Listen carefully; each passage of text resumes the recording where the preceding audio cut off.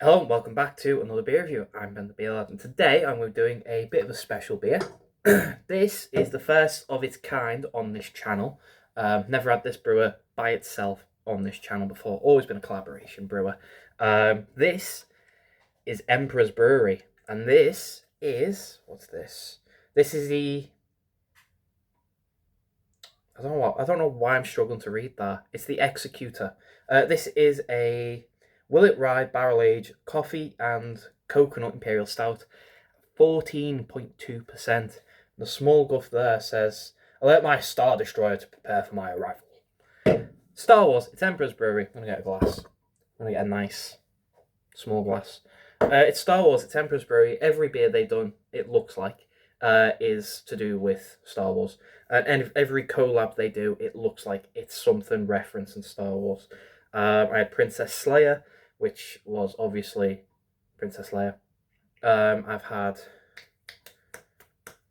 a long time ago in a galaxy far, far away, Vault City and Emperor's Stout. Fucking fantastic that. But that is obviously the intro to every Star Wars. So yeah, everything to do with them is Star Wars themed. Everything named and can art and everything. It's all Star Wars themed. This came from the Market Bottle Shop. This was the last can out of the Market Bottle Shop, so you can't get this there anymore. How much was it? It was like £15. This wasn't it? Was it? It was fucking expensive for a 330 can. I almost didn't buy it. In fact, I didn't buy it. The missus bought this. What? Yeah, welcome. Thank you. Yeah, I didn't buy this one. The missus bought it. I almost bought it, but I was buying other beer and I seen it. I was like, ooh, can I really? Do I really want to spend a tenner on a small can? I have this issue with Tartarus small cans for £10, £12. I don't know. It's a bit much now, but I feel like with Emperors, it's a bit special because I've never actually had an Emperor's by themselves. Well, I have. That's a bit of a lie. I've never reviewed an Emperor's by themselves. I did the Rivington Farm Trip 2025, and Emperors were there, and they had two beers. One was, I think it was the A-Wing, I think. I can't remember what the other one was. I was a bit pissed. I don't remember. But they were nice. I had both of them. They were nice. Anyway, let's crack it open. There's no guff on the back. Let's crack it open and ramble on.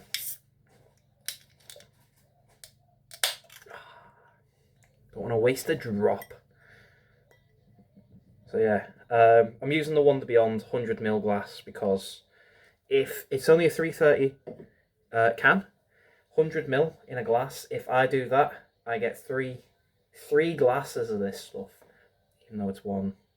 You know what I mean? Anyway, lovely jet black beer. There's no head on that because it's a small glass. Anyway, let's get a smell. Let's see what we get, shall we? I forgot to mention at the back, it does say 12 months Willet Rye barrel aged. That's all it says. I've never had Willet Rye. Anything barreled in their stuff.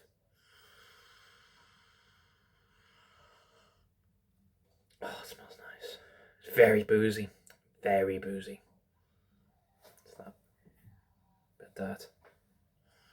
Or a bit of something anyway. I'm covered. Very boozy. You can smell the rye. That's what the booze is.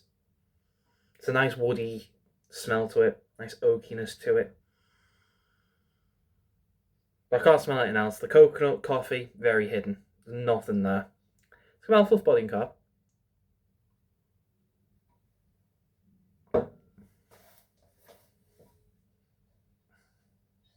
Carb's non-existent, basically. Body is thick. It's creamy, velvety, super, super slick, super oily, super smooth. Really easy to drink that. Are Emperor's the one? I think they are. Is it called, I don't know if they are now because they've obviously got their own place. I think at one point, was it called a gypsy brewer? I think. Was it a cuckoo brewer? Where they just use other people's stuff to brew their own thing? I think that's what it's called. I think that's what they were. I think. Anyway, big old taste. Cheers.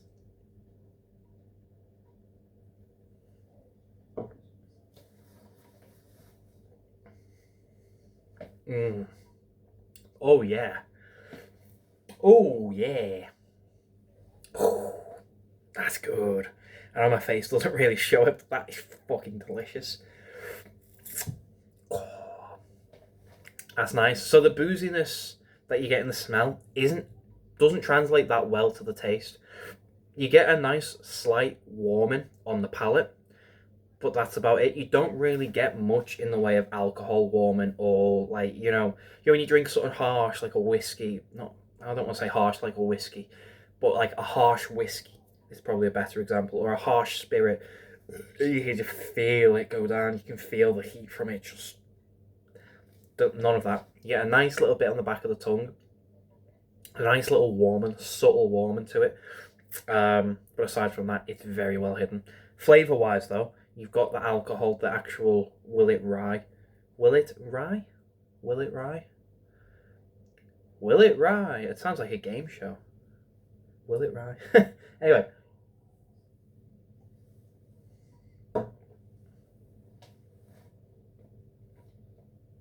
So, you've got the rye right up front, followed very, very quickly with coconut.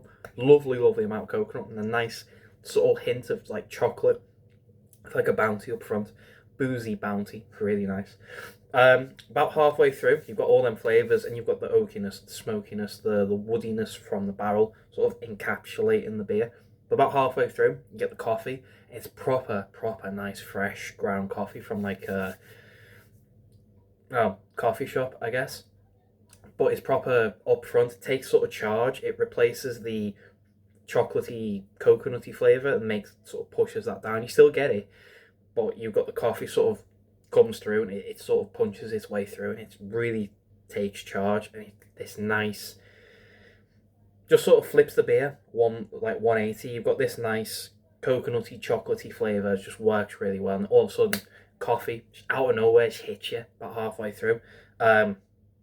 Doesn't last too long. It just sort of punches, and then it sort of runs away. It's like it just becomes this subtle flavour, and again leaves the chocolate and the coconut, and just leaves that to be the main flavour. And then at the end of the beer, you've got this nice, again, the Willet Rye.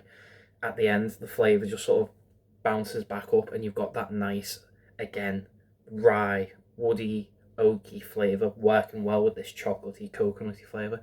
You only really get the coffee about halfway through, and it lasts. It's like that.